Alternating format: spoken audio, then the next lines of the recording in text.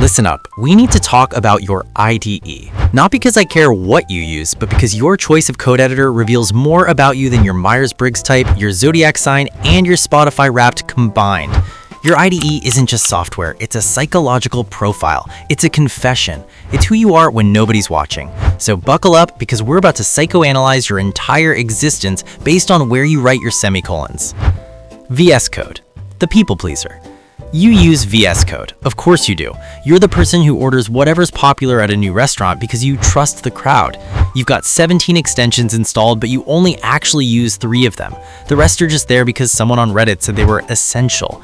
Your workspace looks like a browser with 47 tabs open. You've got Prettier fighting with your manual formatting, a linter having an existential crisis in the corner, and GitHub Copilot writing code that you'll spend 20 minutes trying to understand.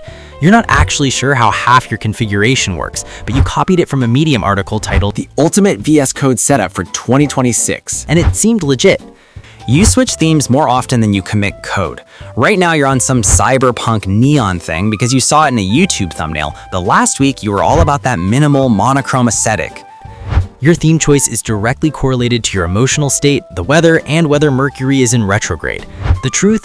VS Code is the comfort food of editors. It's the pumpkin spice latte of development.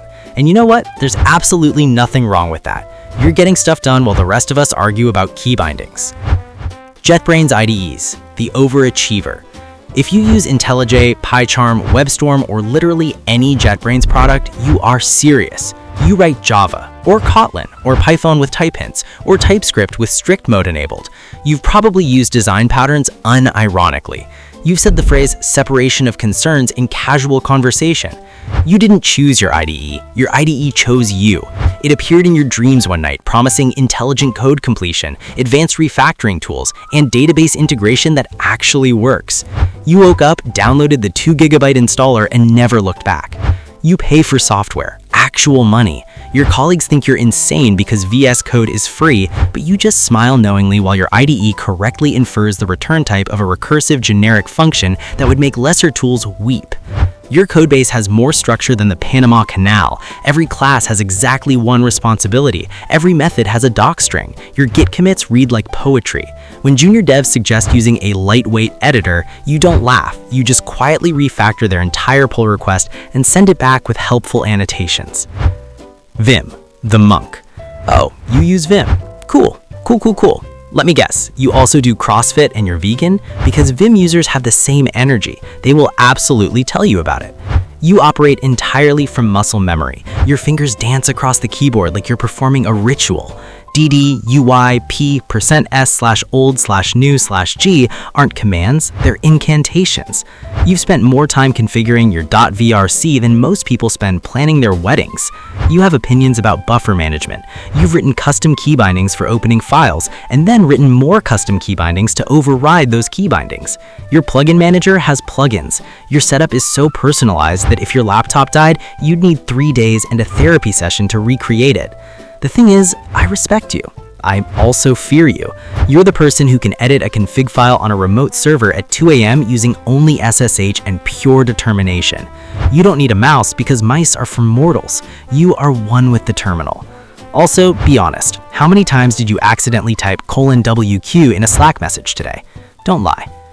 Emacs, the philosopher king. If Vim is a cult, Emacs is an entire civilization. You don't use Emacs to edit text, you use Emacs to exist. Your Emacs isn't just an editor, it's a lifestyle. You read email in Emacs, you manage your calendar in Emacs. You probably wrote your wedding vows in Emacs and then version controlled them in Git. There's an Emacs plugin for making coffee, and you've seriously considered installing it. You've written eLisp, not just copied it from Stack Overflow, actually written it. You understand recursion not because you took CS 101, but because you've literally rewritten parts of your editor in Lisp at 3 a.m. because the default behavior wasn't quite right. When people say just use a GUI, you respond with a 400-line configuration file that does exactly what they wanted, but also includes Tetris, a weather widget, and integration with your smart home. You're not trying to be difficult, you just believe that the perfect tool is one you've personally crafted to fit your exact needs. Emacs users aren't wrong, they're just playing a completely different game than the rest of us. They've transcended the concept of text editor and entered a higher plane of existence. Nano, the survivor. You use Nano because you SSH'd into a production server at midnight to fix a critical bug, and you needed to edit one config file, and you weren't about to figure out how to exit Vim while the site is burning down. You're practical. You're pragmatic. You are doing your best. No judgment here. We've all been that person frantically Googling how to save and quit Nano while a dozen Slack messages pile up asking if the server's back online yet. You're basically a war medic doing surgery with whatever tools are available. Nano users are the most underrated heroes in tech. You don't care about text editor philosophy, you just want to change line 47 and get out before anyone notices you're editing production configs manually. Notepad, the chaos agent. If you're writing real code in Notepad, you're either a genius or completely unhinged. No in between. You create script.py on your desktop, write 200 lines of Python with zero syntax highlighting, run it, and it works. First try. Everyone watching feels fear and respect at the same time. Everyone watching this happen experiences a mix of horror and awe. You laugh at modern tooling, organize code alphabetically, and treat knowing if parentheses match as a distraction. You live dangerously. You laugh in the face of modern tooling. You were alphabetically organizing your code because that's what you do when there's no autocomplete. Mad respect. You're performing surgery with a butter knife. Honestly, mad respect. It shouldn't work, but here we are. Sublime text, the almost committed. You still haven't bought a license. That payment pop-up is basically a daily greeting. That pop-up asking you to pay has become part of your daily routine. You stayed loyal through Atom, VS Code, and a dozen next big editors. Would you like to purchase Sublime Text? Not today, buddy. Maybe tomorrow. Sublime is fast, quiet, and doesn't eat your RAM. You don't need 47 extensions. You don't need AI autocomplete. You're the dev equivalent of someone still using an iPhone 8 because it works fine. Eclipse, the veteran. If you're using Eclipse in 2026, you've been through things. You've been through the wars. You've accepted 5-minute startups, lying loading bars, and crashes that take unsaved work with them. But you persist. You are strong, you are capable, you deserve a medal and probably a raise. NeoVim, Vim but weaponized. Regular Vim wasn't enough, so you added Lua. Your config file is a GitHub repo with a README, a CI/CD pipeline, and its own documentation site.